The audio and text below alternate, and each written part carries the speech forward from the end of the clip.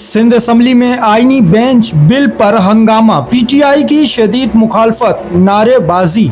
Sindh assembly में आज एक बार फिर सियासी कशीदगी की तस्वीर बन गई, जहां आईनी बेंच के कयाम के लिए लाया गया बिल ऐवान में पेश होते ही तनाज़े की नजर हो गया। जैसे ही बिल पेश किया गया, तहरीक इंसाफ ने भरपूर मुखालफत करते हुए ऐवान को एहतजाज का मरकज बना दिया।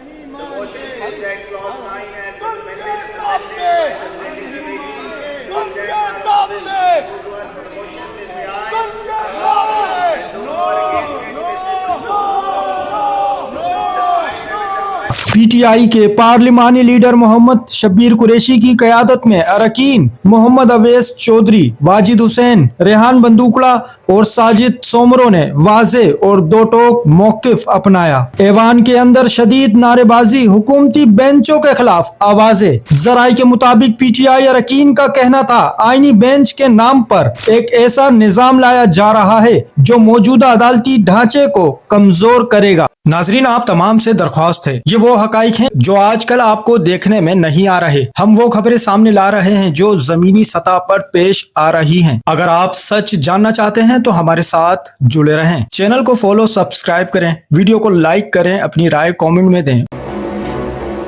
चैनल को सब्सक्राइब करें, फॉलो करें, वीडियो को लाइक और शेयर करें। शुक्रिया।